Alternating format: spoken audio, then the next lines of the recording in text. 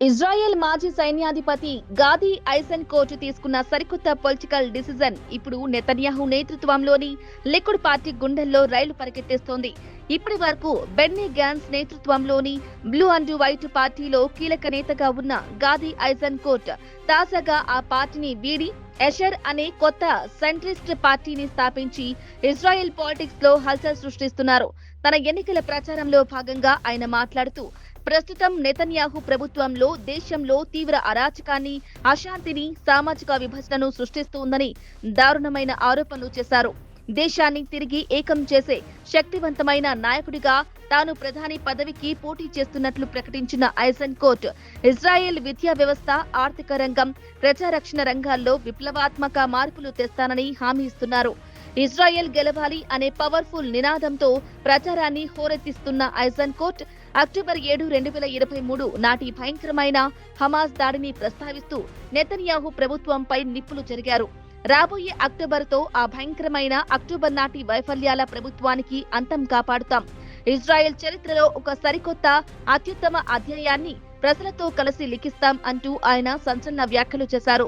ప్రధాని నెతన్యాహు పేరును నేరుగా ప్రస్తావించకుండా కొందరు స్వార్థ నాయకులు తమ రాజకీయ లాభాల కోసం దేశంలో చీలికలు తెస్తున్నారని, ఇది మాతృభూమి కోసం ప్రాణాలు అర్పించే ఇజ్రాయెల్ సైనికులను ఘోరంగా అవమానించడమేనని మండిపడ్డారు.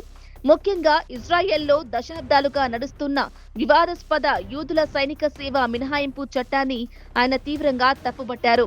ఒకవేళ తాను అధికారంలోకి వస్తే అక్టోబర్ 7న హమాస్ జరిపిన నరమేధం వెనుక ఉన్న నిఘా వైఫల్యాలపై దర్యాప్తు చేయడానికి ఒక ఉన్నత స్థాయి రాష్ట్ర కమిషన్ ఏర్పాటు చేస్తానని సంచలన హామీ ఇచ్చారు. అలాగే దేశం కోసం రక్తం చిందిస్తున్న రిజర్వు సైనికులపై భారాన్ని తగ్గిస్తూ వారి సేవలను ఏడాదికి గరిష్టంగా 50 రోజులకు మాత్రమే పరిమితం చేస్తామన్నారు. దీంతో పాటు దేశంలో ఉన్న హారేదీ, అరబ్ కమ్యూనిటీలను కూడా ఖచ్చితంగా సైనిక సేవల్లోకి తీసుకొస్తామని ప్రకటించి సంచలనం రేపారు. నఫ్తాలి బెనెట్, యారర్ లాపిడ్ వంటి టాప్ లీడర్స్ నుంచి కూటమి కట్టాలనే ఒత్తిడి వస్తున్నప్పటికీ తన నాయకత్వం లేని ఏ కూటమిలోనూ తాను భాగస్వామిని కాబోనని ఐసెన్కోట్ తెగేసి చెప్పారు. కేవలం 4 ఏళ్ల క్రితమే మిలిటరీ నుంచి పాలిటిక్స్ లోకి వచ్చిన ఈ మాజీ జనరల్ గాదీ ఐసెన్కోట్ ఇప్పుడు ఇజ్రాయెల్లో నెతన్యాహును ఢీకొట్టగల అత్యంత బలమైన ప్రత్యర్థిగా ఎదిగారు. అక్టోబర్ 7 హమాస్ దాడి తర్వాత దేశ రక్షణ కోసం నెతన్యాహు ఏర్పాటు చేసిన వార్ కేబినెట్ లో ఆయన చేరినప్పటికీ గాజా యుద్ధం విషయంలో నెతన్యాహుకు ఎలాంటి సరైన వ్యూహం గాని, విజన్ గాని లేదని ఆరోపిస్తూ 2024లోనే ఆయన తన పదవికి ధైర్యంగా రాజీనామా చేశారు. అయితే నెతన్యాహు నేతృత్వంలోని లికుడ్ పార్టీ కూడా ఐసెన్కోట్ ప్రచారాన్ని తీవ్రంగా ఖండిస్తూ కౌంటర్ అటాక్ ఇచ్చింది.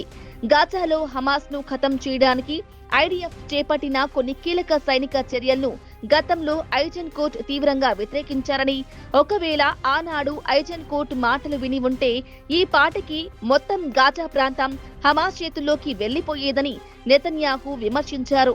ఏదేమైనా ఇజ్రాయెల్ అంతర్గత యుద్ధం నడుస్తున్న ఈ క్లిష్ట సమయంలో ఒక మాజీ సైన్యాధిపతి ఏకంగా కొత్త పార్టీ పెట్టి ప్రధాని సీటుపై కన్నేయడం ఇజ్రాయెల్ భవిష్యత్తును ఏ తీరాలకు చేరుస్తుందో చూడాలి.